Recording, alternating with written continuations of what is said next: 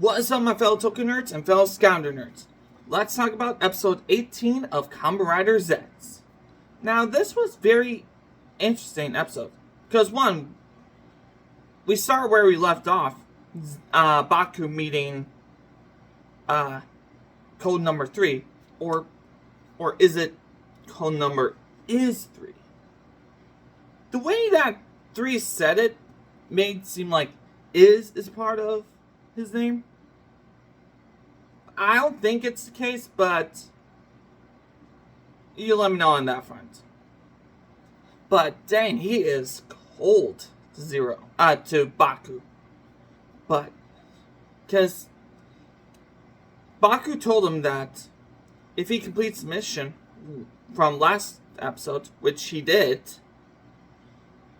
Zero will tell Baku everything about Code. But dang, 3 gives it nothing about it.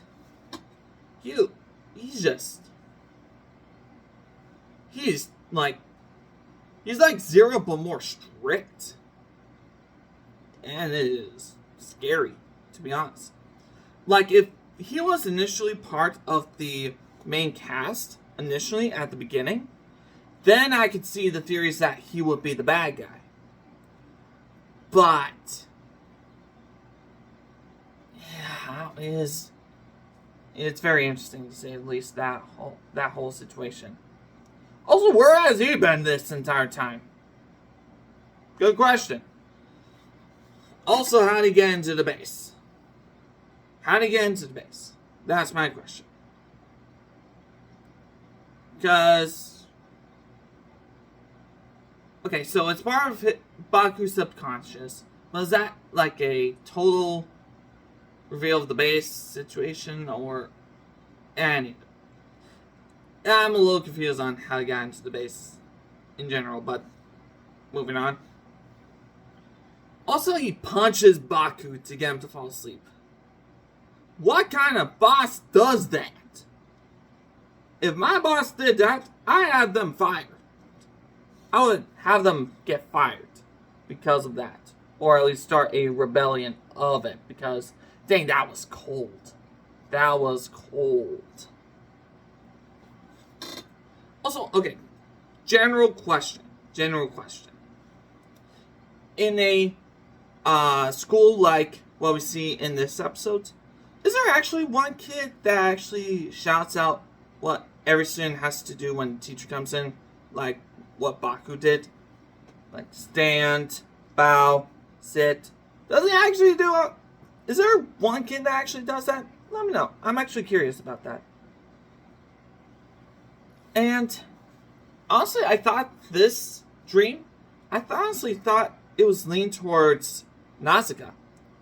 Which it kind of does, kind of doesn't. I'll get to that in just a minute. Because we know very little about Nasaka before this episode. We just know that she was working at the police department and got demoted to the paranormal association part of the police force with Fujimi. So, it's very interesting. But we know nothing about her background. I think she has a little bit of anxiety because of that one episode during the chef dream. But I don't know anything about that. I have anxiety, but that's a different conversation right there. But it's nice to see that we got some info out of her. That she used to go to the school and was part of the basketball team. That was really cool and very fun, and got some info out of that.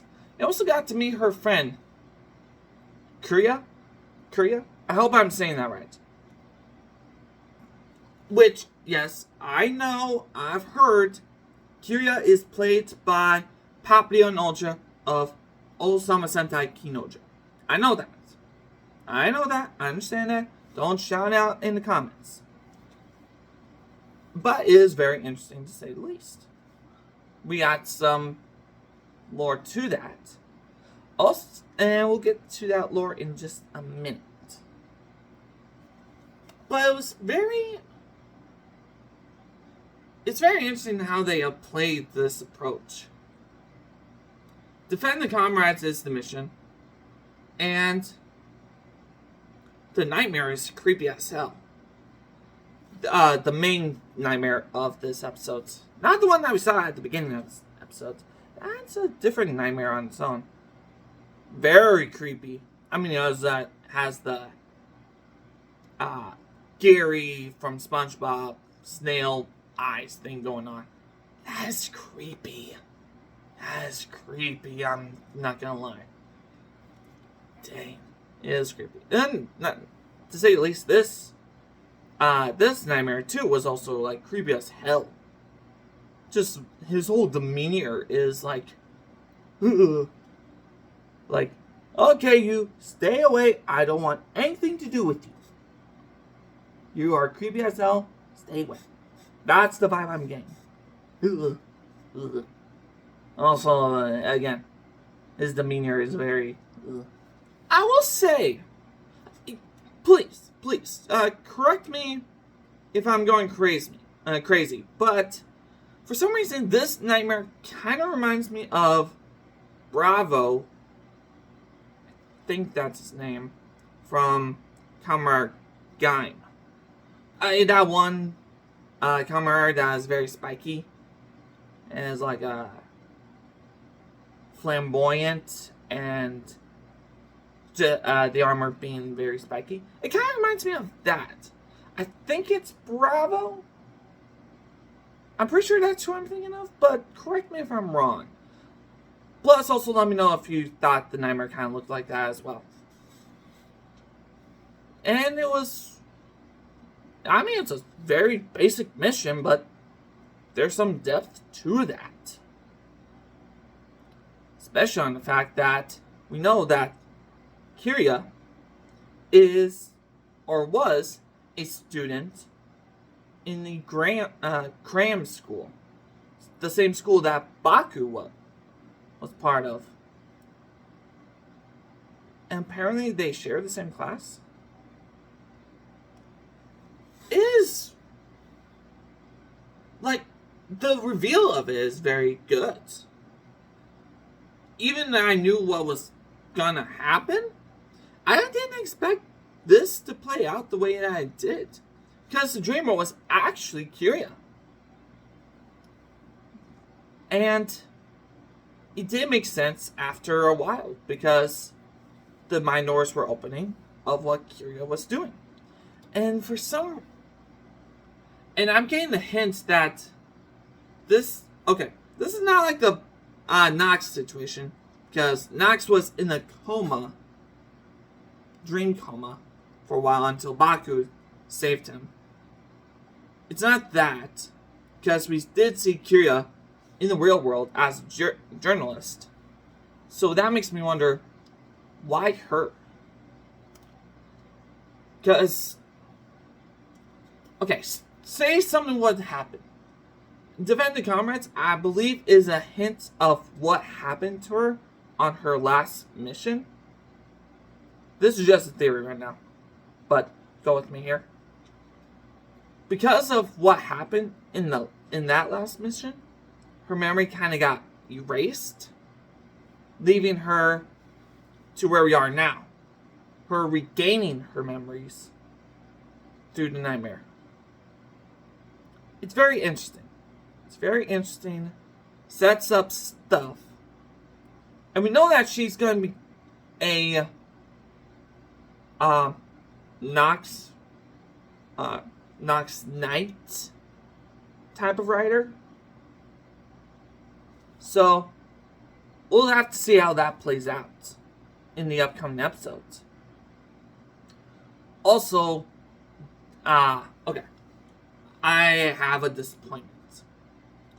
I'm disappointed about the gun that Nox uses. I mean, sure, it's a handgun. His hand turned to a gun. Sure. I was expecting a little bit more pizzazz than the handgun.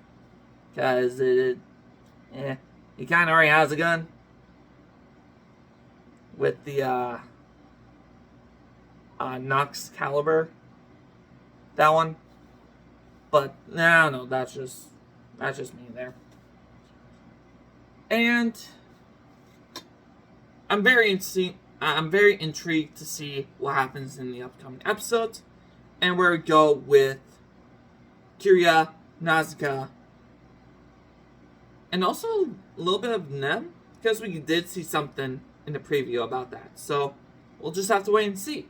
So until next time, take care.